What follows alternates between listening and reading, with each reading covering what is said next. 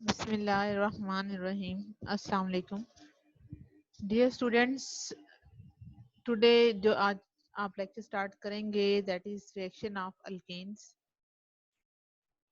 Alkanes के हवाले से हमने बात ये की थी कि अल्केन्स जो हैं they are mostly stable compounds because they have non polarity character developed between carbon and hydrogen as well as inertness of sigma bond. Both these factors are responsible for the stability of alkanes. That's why the reaction of alkanes are very limited and mostly they will react at high temperature and high pressure. Let's start our topic. First of all, we will talk about combustion and we will very fully aware about the phenomena of combustion, that when an organic compound is burned in the presence of oxygen, it will be converted into carbon dioxide, water, as well as heat is evolved during this process. So let's start. That is burning of an alkane in the presence of oxygen is known as combustion. यानी जैसे कि अभी हमने बात की कि जो combustion का process होता है ये basically represent करता है कि कोई भी organic compound like alkane है, अगर आप उसको burn करेंगे oxygen की presence में, then it will be converted into carbon dioxide as well as water and heat. So we can say that the amount of heat released when 1 mole of a hydrocarbon is burned to produce carbon dioxide and water, it's called heat of combustion. तो sometime students होता ही है कि कुछ reaction की जो reactions जो होते हैं ये मोस्टली एक्सोथर्मिक होते हैं क्योंकि इस दौरान जो है वो हीट इवॉल्व होती है, लेकिन सम टाइम इन रिएक्शंस को स्टार्ट करने के लिए हमें हीट जो है वो प्रोवाइड करनी पड़ती है. That is in the either we will give directly heat to this compound by flame or spark or increasing their temperature, so it require very high temperature to initiate it, for example by a flame or a spark. तो combustion के हवाले से जब भी हम बात करेंगे तो हम ये कहते हैं कि कंबस्शन का जो प्रोसेस होता है स्टूडेंट्स वो मोस्टली इंजन के अंदर होता है, और इंजन वो जो कि व्हीकल्स के अंदर जो इंजन है उनकी हम बात कर रहे हैं कि ऑटोमोबाइल्स के जो इंजन होते हैं वहां पर कंबस्शन का प्रोसेस रिक्वायर्ड होता है क्योंकि वहां पे कंप्रेस्ड मिक्सचर ऑफ अल्केन जो है वो यूटिलाइज की जाती है, और इस बात को हमने बहुत डिटेल में स्टडी किया था किस फिनोमिना में, रिफॉर्मिंग के फिनोमिना के अंदर. तो वहां आपने देखा था कि नॉकिंग की प्रॉपर्टीज थी, एंटी नॉकिंग की प्रॉपर्टीज थी. इसी तरह जो है हमने वहां पर नोट क्या किया था कि वहां पे जो है वो ऑक्टेन नंबर जो है वो गैसोलीन का हायर होना चाहिए क्योंकि उस टाइम पर वो स्मूथली बर्न होते हैं इन दी इंटरनल कंबस्शन इंजन में, और इस तरह से उनकी एफिशिएंसी जो है वो इंक्रीज होती है. तो स्टूडेंट्स अगर आप यहाँ देखें तो हम ये कहते हैं कि ये मीथेन है, और मीथेन यहाँ क्या कर रहा है कि in the presence of oxygen burn होता है, और फ्लेम की प्रेजेंस में ये किस में कन्वर्ट होता है, कार्बन डाइऑक्साइड एंड वाटर में. और ये जो अमाउंट ऑफ हीट है स्टूडेंट्स ये आप लोगों ने याद करनी है, दैट इज 891 किलो जूल पर मोल जो है वो इसकी हीट है. सेकेंड रिएक्शन जो है that is known as the oxidation, और मीथेन की ऑक्सीडेशन के लिए हम दो कैटेगरीज में इसको डिस्कस करेंगे. One type is known as the incomplete oxidation and other type is known as the catalytic oxidation.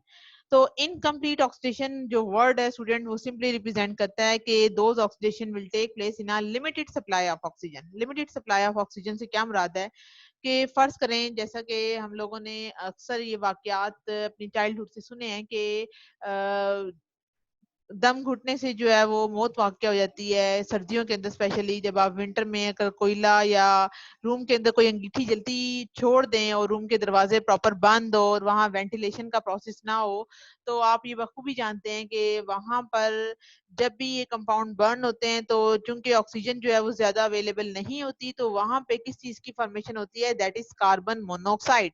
तो ये याद रखिएगा स्टूडेंट, जब भी लिमिटेड सप्लाई ऑफ ऑक्सीजन होती है तो हमेशा जो मेजर कंपाउंड फॉर्म होता है दैट इज कार्बन मोनोऑक्साइड. तो यहाँ पर भी यही बात कर रहे हैं कि अल्केन की जो ऑक्सीडेशन है जिसमें मोस्टली हम मीथेन को डिस्कस कर रहे हैं, तो ये ऑक्सीडेशन जो है वो अगर इनकम्प्लीट होगी तो यहाँ पे कार्बन मोनोऑक्साइड और इसके साथ साथ जो है वो वाटर एंड थर्ड चीज जो फॉर्म होगी दैट इज कार्बन. तो ये आपने प्रोडक्ट याद करने हैं कि जब आप मीथेन को ऑक्सीडाइज करेंगे लेकिन अगर सप्लाई लिमिटेड होगी तो ये तीन मेजर प्रोडक्ट्स हैं जिनकी फॉर्मेशन होगी.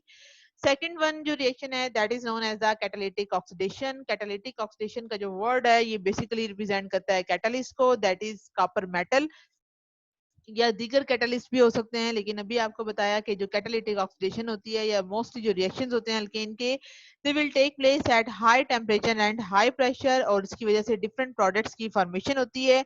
तो इस बात को अंडरस्टैंड करने के लिए तो आपने सबसे पहले ये इक्वेशन देखनी है। It is the most important reactions of alkane and is the most important from examination point of view. So students, you will have to learn and memorize their different conditions which are utilized for the oxidation of alkanes. So first of all, in the first step of methane oxidation, this reaction take place at high temperature, that is 400 degrees Celsius, and high pressure, that is 200 atm. High pressure किस तरह से हम कह रहे हैं कि generally जो है वो अर्थ का या जो नॉर्मल एयर में जब आप रहते हैं तो वहां पे नॉर्मली जो प्रेशर होता है that is round about 1 atm।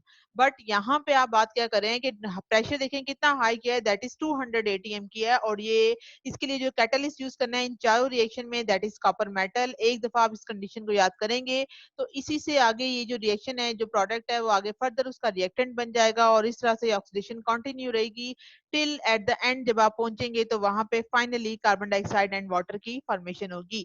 तो अगर आपके पास ये आए ऑक्सीडेशन लिमिटेड सप्लाई में होगा तो आपने ये प्रोडक्ट लिखने हैं, लेकिन अगर आपके पास कैटालिटिक ऑक्सीडेशन होगी तो आपने ये बताना है कि कैटालिटिक ऑक्सीडेशन के अंदर ये चारों इक्वेशंस आपने लिखनी है। ये नहीं करना कि ये एक रिएक्शन का स्टेप लिखा और उसके बाद आपने इसको छोड़ दिया, तो ये आपके लिए गलत होगा। आपने इस रिएक्शन को टिल एंड तक आप लोग लेकर जाएंगे और बिल्कुल एंड तक आप लोगों ने इस रिएक्शन को लिखना है एंड फाइनली कार्बन डाइऑक्साइड और वाटर की वहां पर फॉर्मेशन हो जाएगी। तो फर्स्ट स्टेप पे देखते हैं कि क्या होता है कि जब भी methane in the presence of oxygen जो है वो बर्न होता है और ये कैटलिस्ट और ये टेम्परेचर और प्रेशर आप यूज करते हैं, तो first step is the formation of the methyl alcohol. इसको हम क्या कहते हैं, CH3, दैट इज मिथाइल, और OH किसका फंक्शनल ग्रुप है, अल्कोहल का। और इसका सेकंड नेम क्या होता है, इसे हम मेथनॉल भी बोलते हैं। तो मिथाइल अल्कोहल कह लें या मेथनॉल कह लें, एक ही बात है। इसी तरह ये मिथाइल अल्कोहल आगे फर्दर ऑक्सीडेशन होगी।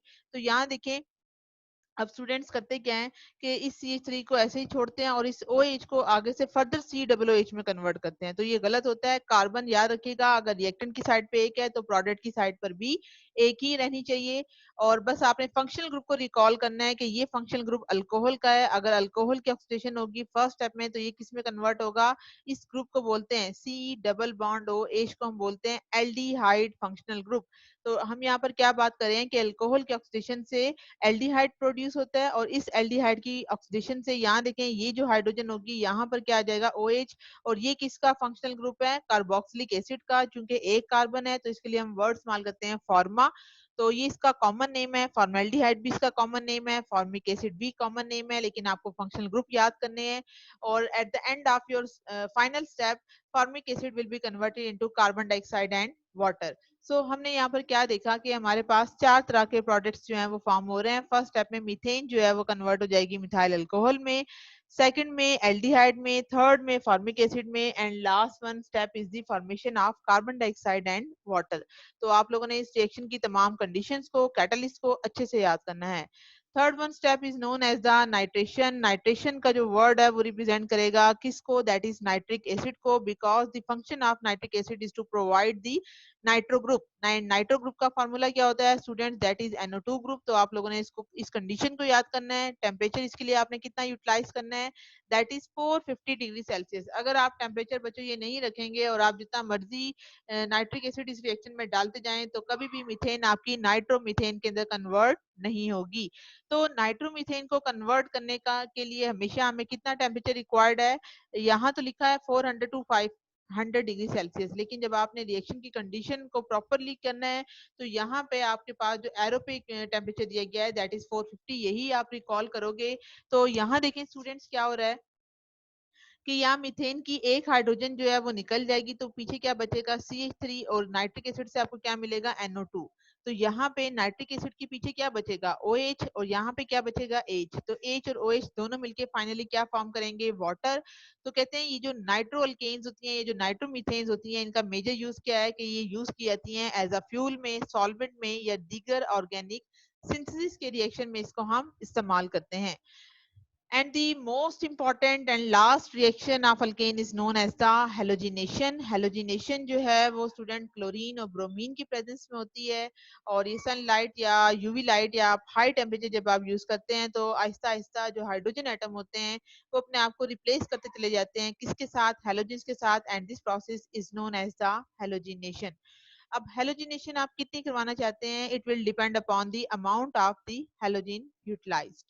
तो पहले तो हम ये देखेंगे कि कौन कौन से हैलोजेंस हैं जो कि इसमें यूज किए जा सकते हैं. वो कहते हैं कि अगर आप अल्केन का रिएक्शन फ्लोरीन से करवाते हैं तो फ्लोरीन के साथ रिएक्शन सूटेबल नहीं है. रीजन क्या है, because the reaction of fluorine is highly violent, यानी इसके जरिए धमाका भी हो सकता है, और यहाँ पे mixture of product that is carbon fluorinated alkane या HF इनकी फॉर्मेशन हो सकती है, तो ये हमारे लिए सूटेबल नहीं है.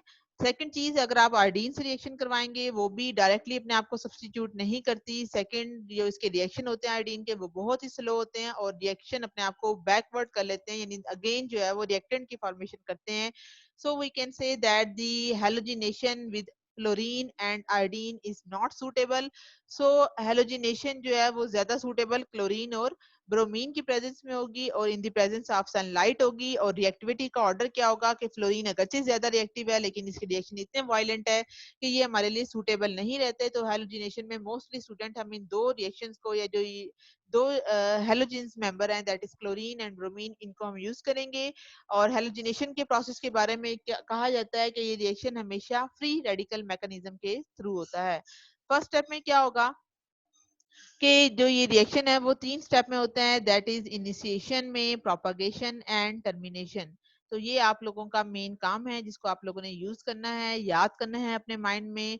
तो आपकी बुक में स्टूडेंट ये रिएक्शन ऐसे दिए गए हैं, लेकिन आपको समझाने के लिए इस रिएक्शन को मैंने मजीद यहाँ खोल के लिखा है. तो यहाँ देखें स्टेप में क्या हो रहा है कि ये देखें एक बॉन्ड में आपको बताया था स्टूडेंट 2 इलेक्ट्रॉन होते हैं. और रेडिकल के बारे में याद रखिएगा कि जब भी आप मैकेनिज्म लिखें रेडिकल के लिए तो हमेशा ये देखें ये हाफ एरो है, इस एरो का हेड इस तरफ नहीं है, सिर्फ इस तरफ है. इसकी रीजन ये है कि ये रिएक्शन के मैकेनिज्म इंडिकेट करते हैं कि ये रिएक्शन मैकेनिज्म फॉर रेडिकल के लिए है. अगर ये रिएक्शन पर रेडिकल ना होता तो यहाँ पे हम डबल हेडेड एरो यूज करते हैं, क्योंकि ये रेडिकल के लिए है. तो रेडिकल के लिए हमेशा याद रखिएगा कि एरो जो है वो आप हाफ एरो को यूटिलाइज करेंगे. इट मीन एक बॉन्ड में अगर 2 इलेक्ट्रॉन है तो ये एक इलेक्ट्रॉन इस क्लोरीन पे आएगा और सेकंड इलेक्ट्रॉन इस क्लोरीन पे आएगा. As a result this first step is known as the initiation step because there is the formation of 2 chlorine radical. And one of the radical is further react with methane. Methane की formula क्या होता है student, that is CH4. तो CH4 में से अगर आप इस स्ट्रक्चर को ऐसे लिखें तो this structure will also represent the formula of methane. It mean अगर इस हाइड्रोजन को के और कार्बन के दरमियान में 2 इलेक्ट्रॉन है तो यहाँ क्या हो रहा है कि ये क्लोरीन अपना एक इलेक्ट्रॉन यहाँ रखेगी, इस बॉन्ड में से एक इलेक्ट्रॉन यहाँ आएगा. एज ए रिजल्ट यहाँ पे HCl, यहाँ स्टूडेंट इसके साथ HCl जो है इसकी फॉर्मेशन होगी और ये एक इलेक्ट्रॉन इस CH3 पर आ जाएगा. एज ए रिजल्ट यहाँ पे मिथाइल रेडिकल की फॉर्म में इसको हम लिखेंगे. इसी तरह ये मिथाइल रेडिकल आगे फर्दर 2 क्लोरीन के एटम के साथ ही ऐड कर सकता है. और अगेन दूसरा आपको मैंने ये मैकेनिज्म एक्सप्लेन किया कि ये एक इलेक्ट्रॉन बॉन्ड में से एक इलेक्ट्रॉन आपस में मिलेंगे तो यहाँ methyl chloride as well as further एक और Cl रेडिकल की फॉर्मेशन होगी. And last step is known as the termination step. Termination step में क्या हो रहा है कि ये जो मिथाइल का रेडिकल है ये क्लोरीन के ये दोनों आपस में ये जो रेडिकल यहाँ बने हैं प्रोपगेशन स्टेप में ये फाइनली अपने आप को एक दूसरे से रिएक्ट करवाएंगे. And last step is the formation of the methyl chloride. आपकी बुक में स्टूडेंट ये इस तरह से दिया गया है, फाइनल चीजें सेम है, सिर्फ यहाँ पर मैंने क्या किया था यहाँ एरो डाल दिया है ताकि आपको समझने में और आपका कंसेप्ट डेवलप करने में आसानी रहे.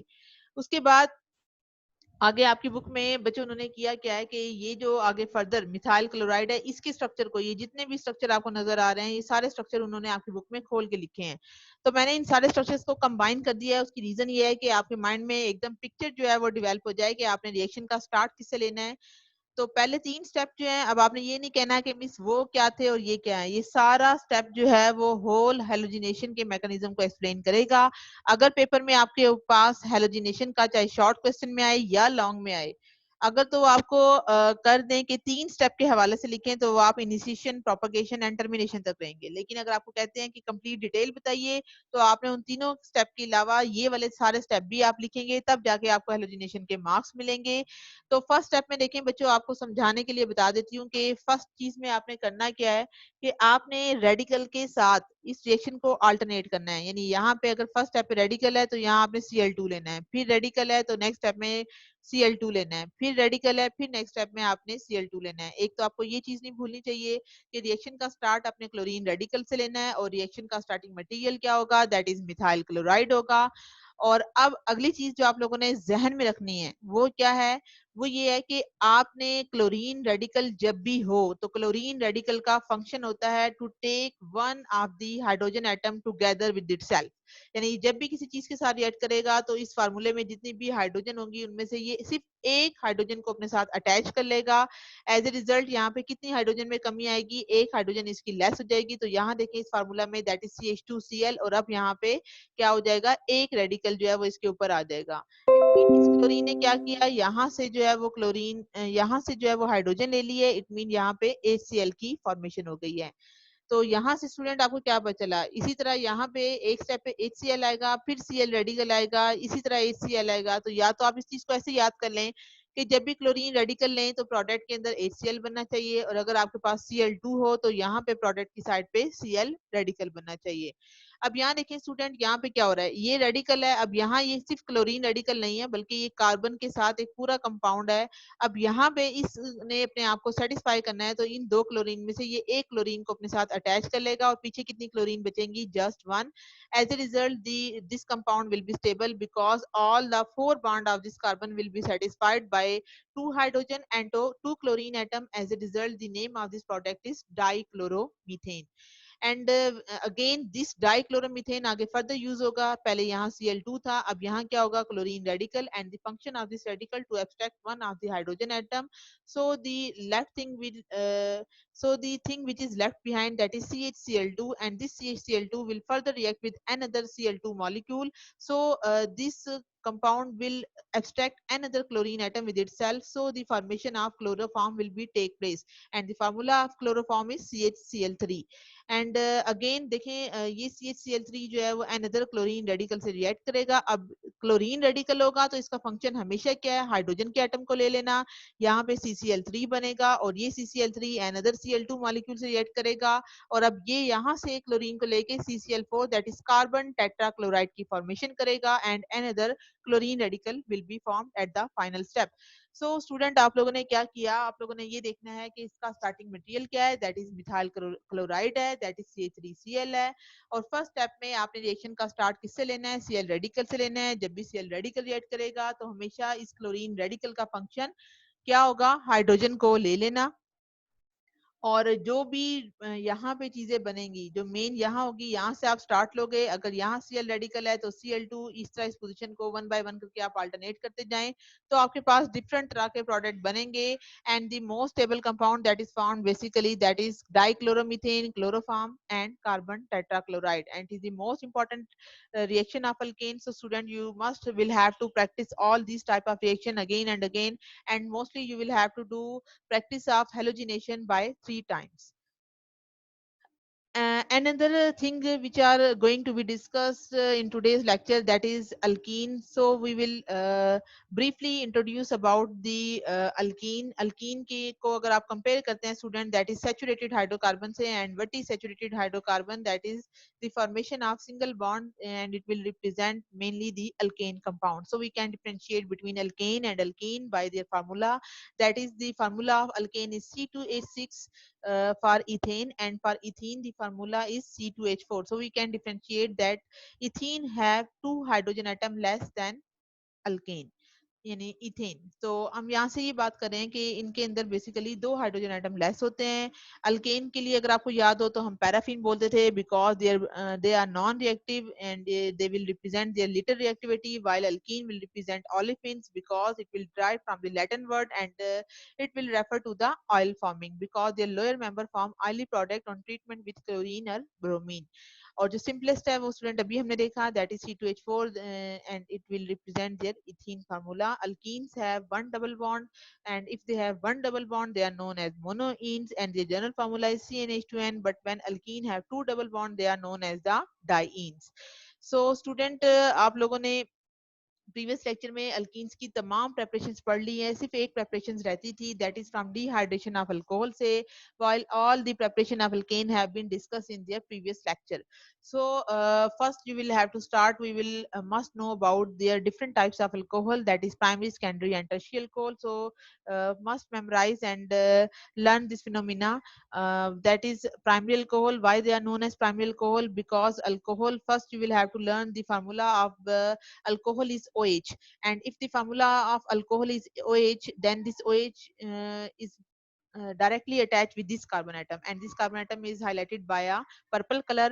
And you will have to notice how many carbon atom is attached with this highlighted carbon atom. Why this carbon atom is focused? Because this carbon atom is directly in contact with OH. So we can say that जो carbon alcohol के साथ directly attach होगी, again note कीजिएगा, बल्कि आप ऐसा करें, ये लाइन अपनी बुक्स पे लिख लें कि वो कार्बन जो अल्कोहल के साथ डायरेक्टली अटैच होगी, उस कार्बन का आगे से फर्दर कितने कार्बन के साथ कांटेक्ट है.